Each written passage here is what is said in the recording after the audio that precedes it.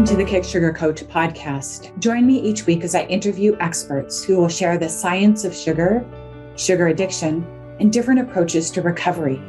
We hope to empower you with the information and inspiration, insights, and strategies you need to break up with sugar and fall in love with healthy whole foods so you can prevent and reverse chronic disease, lose weight, boost your mood and energy. Feel free to go to my website for details on my coaching programs and to access free resources, kicksugarcoach.com. Welcome, everybody, to the Kick Sugar Coach podcast. I'm here today with Linnea Offerman, who has a sugar addiction, food addiction recovery story to share with us. She's been sugar flour free, no snacks, whole foods for 2.5 years, has transformed her life. Professionally, she's a nurse. She's a functional medicine trained, nearly certified nurse and health coach. And she is literally on a mission to help spread the word that processed foods are killing us and that getting off them, even though it seems impossible and that we would be miserable, is actually quite the opposite, that it is totally doable and it is more joyful and more amazing than you could imagine. She's also the mother of 2 children.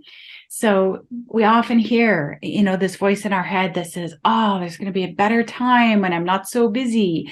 Well, Linnea is here to tell us that I have kids. I have a full-time job. I'm still training. I am a fully abstinent woman, 2.5 years. And if I can do it, you can do it too. Welcome, Linnea. Thank you so much for having me. I'm very excited to be here and share my story. Well, hit us up with some highlights. Where would you like to start? So like so many people, struggled with my weight off and on for years and years and years, and tried all of the things, all of the diets, all the exercise programs, and might lose some weight, gain it back, lose some weight, gain it back. But I just always felt trapped and imprisoned and chained by food and the thoughts that I just thought I was going crazy, right? I would hide wrappers from my husband. I would lie to friends that I couldn't carpool to an event because I knew I wanted to stop and get some binge food for the car ride so that my tummy was a little bit more full for when we got where we were going. I would pre-eat before restaurants. I would oh my goodness, the amount of times I snuck into my staff lounge or places that had food and put it in my pockets and would go and eat in the bathroom because I was ashamed of people seeing how much I was eating and how many times I had gone back. Like, the imprisonment of food was just terrifying. And I really felt like this must be what it feels like to be a drug addict. Like, I really felt like this has got to be what it feels like to be addicted to something. And I learned about intuitive eating and I gave it a shot, and I gained 30 pounds in 1.5 months. And I said, no, like being given permission to eat anything and everything I want to decrease the cravings, it did not work for this addict. My addicted brain said, sweet, give it all to us. And I took it all and it was miserable. And at that point, I knew this is a real thing. I don't care if people don't believe that food is not addictive. To me, it is. And so I found my path into this sugar flour free life with weighing my food and no snacking. And it changed my life, like absolutely changed my life. I have never felt more free. Like, it still is hard, but so is being addicted and constantly feeling like a crazy person in my brain. But now my brain feels calm and easy. And I can just breathe.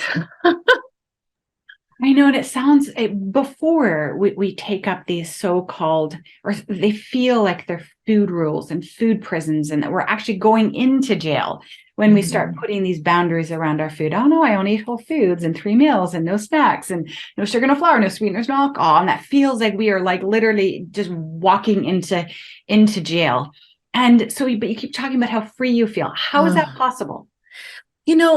I think we get so scared of boundaries, but in every aspect of our life, boundaries are healthy and supportive. I have boundaries in my marriage, right? I'm not going to put my marriage at risk by going to an overnight retreat with a man and no, I have boundaries in my marriage. My kids have boundaries to feel safe and secured and loved, because they're not going to just take their bikes and ride them across the interstate. They have boundaries. Boundaries keep us safe and secure. And so these food boundaries, I feel like, are something that keep me feeling safe and secure. And if sugar was harming me and creating misery, why would I ever want to put that in my body again? I want to feel free. I don't want to feel miserable. So I love that. I do. Yeah. When I think about the definition of boundaries, often it's like, here's where I end, and that doesn't get to come in unless you're right. And so I think about a lock on our front door, or locks on our cars, or lock. You don't get to come in unless I give you permission to come in, right? And so we're actually protecting ourselves from self-harming food choices, self-harming food behaviors, as opposed to feeling like we're locking out good things. We're actually locking out things that are harming, but we have that backwards in our brain, in our addict brain. Yes. Yeah. And how much safer we sleep at night knowing the door is locked, for most of us. Right. Who live in cities, maybe. Who live in cities, but yeah, awesome. So what was it like for you in the early days of getting clean and sober, as they say, sugar-free, flour-free? And I do call myself sober, that I consider this an addiction, and I say that I'm abstinent and I am sober and I'm food sober, and I'm proud of that. It's taken me some time to get there, though. There was a lot of, this feels icky and I feel wrong, but I just kept going every single day thinking it's worth it. I've tried everything else. I can try this thing. I can do this. Let's see how it goes. And those first few months, for me, being a busy working mom, like I could get through breakfast, lunch, dinner, like just go through the motions, get everything done, take care of all the people. But once I tucked my kids into bed and my husband would go for a meeting, or he had something going on with his business, and I would be upstairs alone at night, that is when I would typically indulge and give myself those permission giving thoughts, right? You worked so hard today. You deserve it. You've earned it. Congratulations on, surviving a day with your kids again. But I locked myself in my room. I didn't really lock, but I'd close down the kitchen, walk in my room, close the door. And I would sometimes even pace and say, not one bite, not one bite. You're an addict. Just like an alcoholic can't have one drink. You can't have one bite. You're an addict, and this is the only way. We're going to give it a try. Be tough. You'll wake up in the morning and you'll be proud. And I would wake up in the morning and I would feel so much joy and relief and pride. And I've never been great at self-talk. I can beat myself down pretty hard, but this journey has taught me otherwise. I have never in my life been so proud of myself, and I let myself be proud of myself. I every morning would wake up getting through that really challenging evening, and I would just be like, I did it. I'm here another day. And I didn't die. I survived a day without sugar and flour and without even a carrot off plan. Like, I did it and I feel great. And giving myself that permission to just be really, really self-honoring and excited did wonders for my mental capacity to get through day by day. Oh, incredible. Did you experience detox symptoms? Did you have headaches and fatigue and maybe some depression, irritability? I was one of the lucky ones and didn't have much at all. I know a lot of people have really, really suffer from a lot of physical symptoms. But I did not. And I am very blessed and feel that, because I know some people really struggle. Yes, totally. And then once you started to, a couple of months down the road, and you're just like getting through one day at a time and you start to get some traction, what was your recovery like then? Well, then I realized that this was really happening. This was really working. And it just felt, everything felt lighter. I still had moments, but I really decided that I wanted to share my experience because I just felt like I'd never heard anyone talk about food as an addictive substance and doing these kind of things. So I got myself a Instagram account and just started taking, I love aesthetically beautiful things. I love making my beautiful, colorful whole food plates just look beautiful. And I think the food we eat, whole food, real food is beautiful. And so I just really enjoyed taking pictures of my food. And I thought people always ask me, well, what do you eat? Like I eat a lot. I eat plenty of wonderful food. So I started taking pictures and posting it almost as like a food journal of sorts. One, so I could remember if I tried something and I really liked it, but also I just had this desire to get this message out that like, yes, I have issues with food. Look at the weight I'm losing. Look at the clarity that's coming to my mind and look at this beautiful food. And so I started sharing. And on Instagram, I met this amazing community of people that were doing the same thing. And I met a wonderful friend.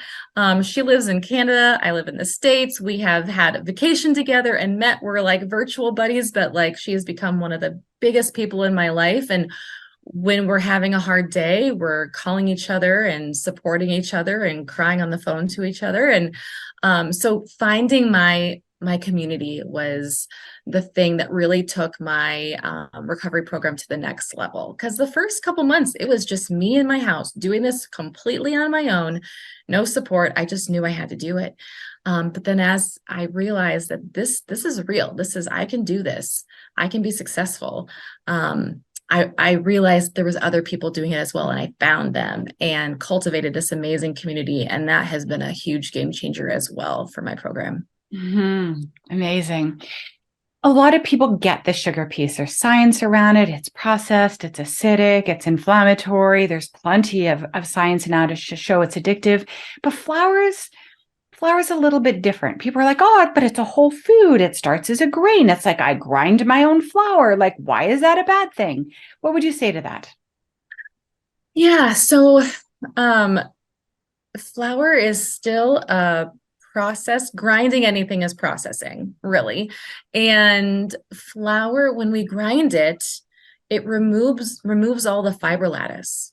The fiber lattice goes away, and it's that fiber lattice, like especially with fruit too. I don't blend any of my fruit because when we blend fruit, it separates the glucose and the fiber lattice. And that fiber lattice is what keeps the glucose, the sugar in the fruit, from dumping into our bloodstream and shooting our blood sugars up high. So it's that spike in blood sugar, and that gives us that crash, which then leads to cravings and that irritability and that grogginess that we feel that lead us to binge. So yes, that happens with sugar, but flour unfortunately has some of those same effects. Once we ingest it, it's already been pre-ground. So a lot of the digestion has already occurred for us. So it is going to hit our bloodstreams hard and fast, opposed to being the whole actual real grain that we chew and that our digestive system has to process and destroy the fiber lattice itself. All of that physical process that happens in our gut really does drastically change how it's processed in our body and how it hits our blood supply and affects our blood sugars. And what if someone said to you, but I don't really binge on flour. I mean, I just eat it every now and then, and it's only from home, and it's, whole food, and I don't seem to have a problem with it. What would you say then? Well, we are all unique individuals, and there is this thing called bio-individuality. And so it might be the case, but really, if we're still lighting up that piece of our brain, even in a slight amount, it's going to keep you from seeking that true, peaceful freedom, because the place that it lights up in the brain is the same place that's being lit up from sugar. And so if your brain is getting a little hit of dopamine from the flour creating a blood sugar spike, it's the same place in our brain that's going to get that hit from the sugar making a blood sugar spike.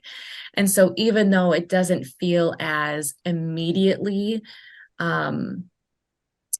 dangerous while you're eating it, the brain is still activated. And for me, I don't want that part of my brain activated. I want it calm, cool, and collected at all times. What other transformation have you experienced? Like clearly you've lost weight, you're at a weight that you're happy with, it's sustained, it's effortless, you're feeling peaceful. You feel like you've got boundaries that protect you from having your brain hijacked by highly palatable, addictive foods. And what other ways has being a whole food woman transformed your life? Yeah, I would say so. A year and a half ago, I was working on, my program and realized I had this new intense desire to just make sure the world knows what the standard American diet is doing to us. And even though I was still a full-time working mom previously, and now like I felt like I had the brain space and the bandwidth to do more. I wasn't just in a food coma on the couch on Friday night. I had drives and ambitions, and I went back to school to get my coaching certificate. And I never would have had the time or the space or the mental capacity to do that before when I was living in my addiction. So that's one big one. I've also really transitioned my family into a sugar-free home. And though I do not completely 100% keep my kids 100% away from sugar, they're about 99.5% away.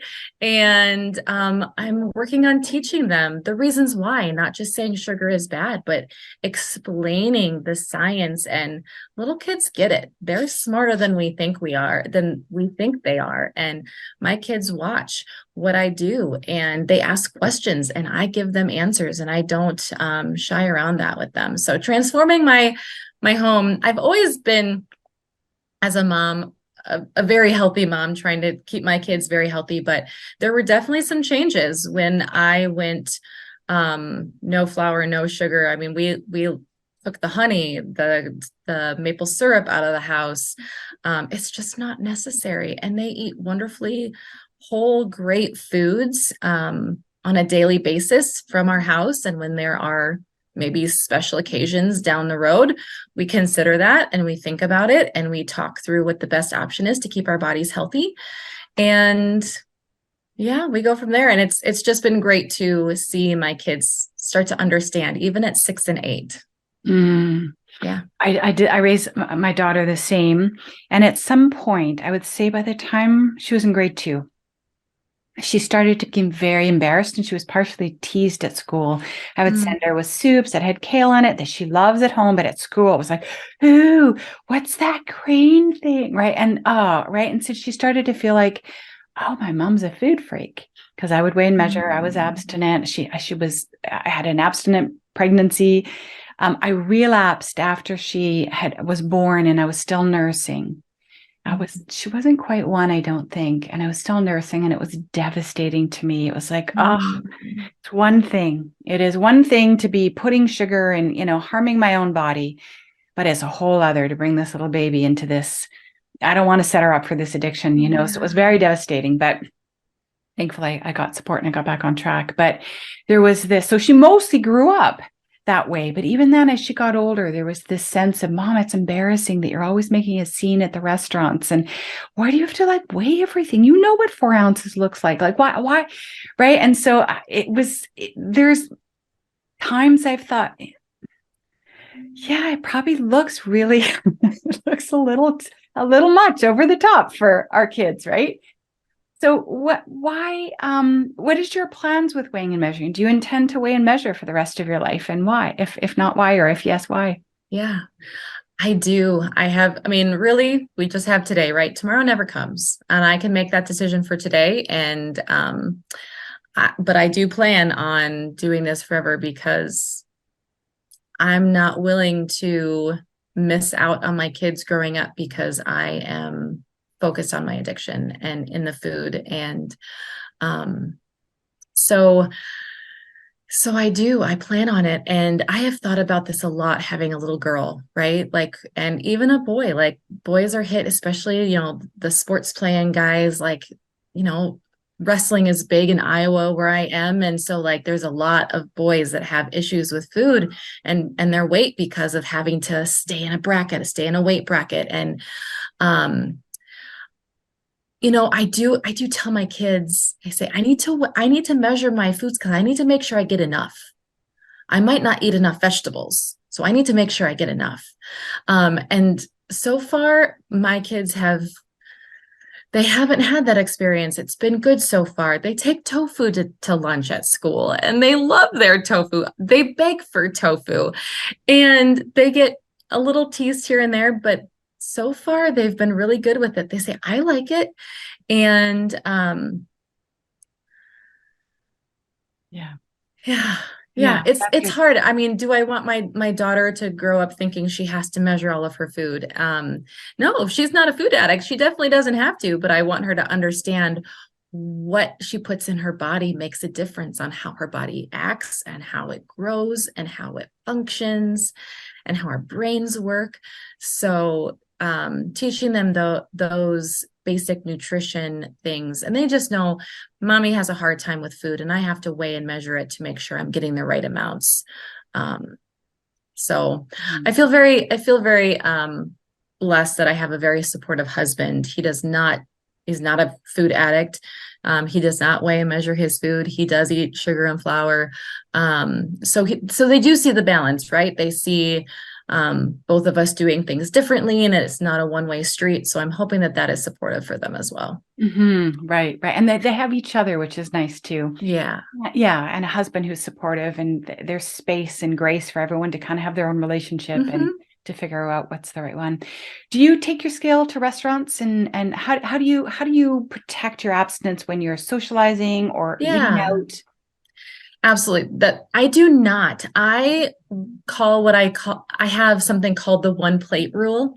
So when I go to a restaurant, I always plan ahead. I always know I can get an abstinent meal at a Mexican restaurant because fajitas are my best friend. Peppers, onions, they're good. But if I'm going to a restaurant, I scour the menu ahead of time. My favorite restaurant trick is I only go to non-chains. I feel like I have so much more luck talking to a non-chain restaurant about specializing my food. If I'm going in the evening, I call it 2:30 p.m. 2:30 p.m. There's very little people in a restaurant. They're still open. I ask to talk to the manager or the chef, and I tell them I do not eat sugar. I do not eat flour of any kind. I eat a very large amount of vegetables, more than you're used to serving. How can we make this work? Or I'll say, I see this dish on this menu, but it doesn't have what I need, but I see you have something else in this dish. Can we make it work? And I have always had nothing but absolutely, we can do that for you. Sometimes I just go in and order my food, but I know that this meal will be this plate. If I know it's too big, I take some off and put it on my husband's plate because he happily eats that for me. And I eat what's on that plate. And when I'm done, my meal is done and I move on until my next meal.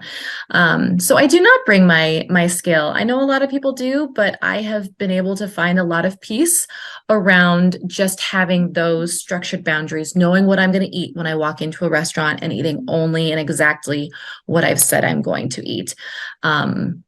Yeah, so restaurants have worked well. When I go to families' houses, if a family's having us over for dinner, like some friends or my parents or my brother, I bring my food with me. They feed my family and I bring my food so that I know I'm getting exactly what I need and they don't have to worry about it. They're all super supportive and they would make me whatever I wanted in an instant, but that way they can just make what they want, feed all of the large amounts of people, worry about the hosting and not have to worry about accommodating my needs. And I'm happy as a clam bringing my food along. And when you're all sitting around a table eating, it's just about being with those people. No one cares what I'm putting in my mouth. I don't care what they're putting in their mouth.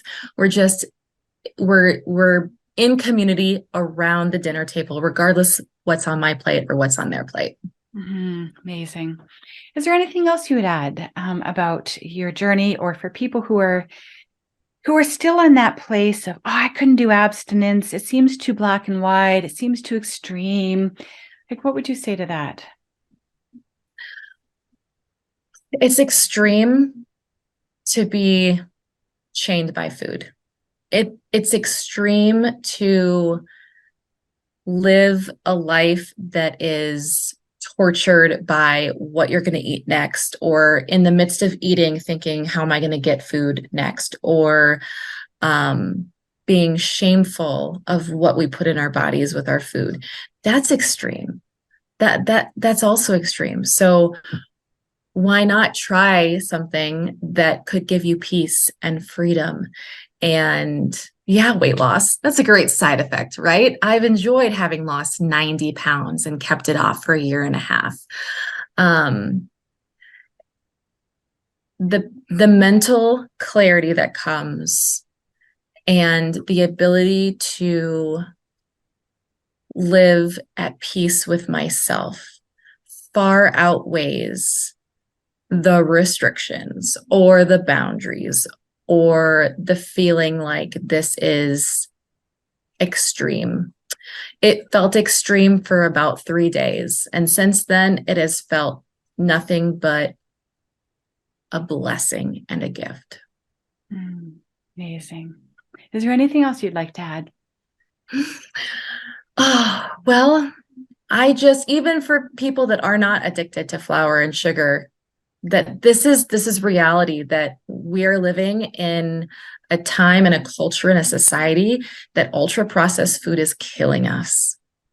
It is absolutely killing us. And cardio or metabolic syndrome is, I think the last study I saw, 1 in 4 American adults have metabolic syndrome, which is high blood pressure, abnormal cholesterol, whether total or triglycerides, insulin resistance, high blood sugars, excess weight, mostly around the abdominal girth. And this syndrome is 99% lifestyle. It is absolutely lifestyle. The food that we eat, you even go on Western medicine. I'm a functional medicine nurse, so I'm all about the functional medicine, but even the Western medicine, you go to Mayo Clinic and all of their information on metabolic syndrome is lifestyle, lifestyle, lifestyle. You have to change what you eat. You have to change how you live with activity and stress management, and mostly about the food. And the risk of type 2 diabetes and Alzheimer's and stroke and cardiovascular events are just astronomical through the roof with this like cluster of symptoms and diseases. And it is all about the food. So even if you do not have a addiction like I do, changing how you eat and the food you put in your mouth and in your body and in your family's mouth and in your kids' bodies, it is so important for not only living longer, but living better. Amazing. Thank you. And you know what? Sorry, I know I'm kind of wrapping up here, but I thought this would be a great question for you. There is we use our addiction when we're distressed, when we're tired, when we're overwhelmed, yes, right? And it's a really easy, convenient thing to turn to food for comfort, for numbing, for pleasure, to fit in. And how did you learn to manage your emotions differently? Like, what was that part of your journey like, right? Because I think there's people that think, I need to figure out how to be able to manage my emotions better before I break up with sugar and flour, because then I have nothing. But what was your experience with that? Yeah. That was a huge piece. I mean, I definitely self-medicated. I have depression and anxiety. I'm an HSP, highly sensitive person with sensory processing sensitivity. And I tell you, when I took sugar and flour out of my life and I was left with all of that without my typical my medication, it was intensified. And so, so it was a little scary, but learning to sit and experience emotions changed my life.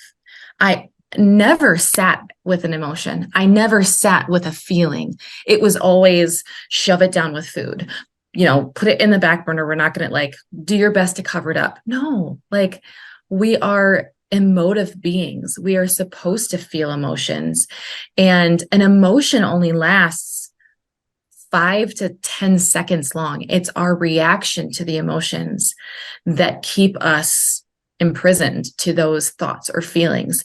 And so having a supportive community that was experiencing this at the same time, I would, if I, had a depressive moment or was having an exhausting day or feeling really sad about something that happened with my kids or a rough day at work, those were typical things that I would immediately go to the food. You deserve this. You need this. We're going to just enjoy the food and move on with our day. No, now I have to sit and feel. And I started doing that. And it's a little hard at first, a lot hard at first, but I got to know myself a lot better and realized I'm really resilient, that I can do this. I can get through this feeling. I can experience it, acknowledge it, and give it the time and space it needs. I did a lot of mourning over that, but I did almost all of that. I gave myself some time, and then I would reach out to my closest buddy and process it out loud. And she would encourage me, and she would say she was proud of me for not numbing through the pain. And I would do the same for her. And slowly it got easier and easier. And I'm in therapy now, and therapy is important. It's just, we all have our stuff. We're all people with stuff and junk and feelings and thoughts, and having a therapist that I really trust and love. And she, works with me in my addiction. She totally understands my food addiction. That was my biggest thing in finding a therapist that understood it and acknowledged it. That has been game-changing for me. Incredible. I love that. And I think I asked that question because I don't want anyone else to make the mistake that I made. And maybe you did, thinking that if I could just fix myself, if I could do enough therapy, if I could learn some sort of tool that would enable me to be able to respond to life or stress differently, that maybe the food problem would just sort of sort itself out, that I wouldn't need to be abstinent, or it would make getting abstinent easy. But I have found over 19 years of walking this path, 30 years since I first started and read the Sugar Blues, but that it is the opposite, that it is the breakup that comes first. Just right. It's the letting it go first, create the void, the vacuum, and when that door is closed, you're going to be forced to be invited. You're going to have the need to do. Absolutely. And you find new tools to self-comfort and self-soothe. And when you are in the food and in the addiction, your brain's not going to let you find a new pathway. Right. Your brain it's just going to say no. I mean, it's just all it wants is what it wants. There's no white knuckling through that until you get it out of your system and become abstinent. Yeah. And the process of dropping in and connecting to our feelings actually flows the oxytocin. Yeah. There is such a pleasure. It feels like love. It feels soothing. It feels comforting in ways that the sugar and the flour, that feels numbing. That feels like a high. That feels like shut it all down. It feels like a crisis management strategy. Whereas what we're talking about really is a deeper, beautiful journey of falling in love with being human, being ourselves. Absolutely. Awesome. Thank you for sharing your story and your time today, Linnea. Oh, Florence, thank you so much for having me. I really appreciate it. Bye, buddy. Bye. Thanks for tuning in this week. If you would like more interviews, more information, and more inspiration on how to break up with sugar, go to my YouTube channel, Kick Sugar Coach, or my website, kicksugarcoach.com. See you next week.